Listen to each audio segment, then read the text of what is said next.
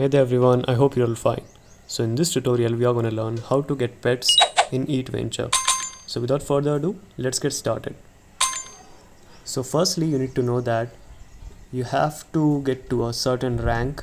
So if you are in if you are in the first level, then after that you will reach New York, and then after that you will reach Miami. If you complete the New York level, so you have to first complete 2 levels, and that way you will be able to collect pets, and without that you won't be able to do that. So I will show you the map here.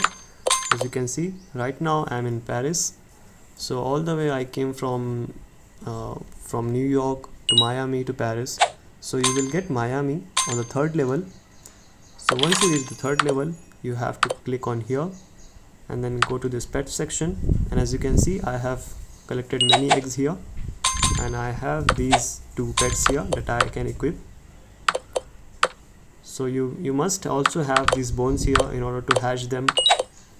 So that's how you can get pets. Right now I have the panda. I can remove it and I can choose this one. So you have to reach the level of Miami first, and without that you won't be able to even get them in boxes. You can also merge them if you want. So you have to select 2 legendary pets here. Okay, so it's saying I need 2 of them.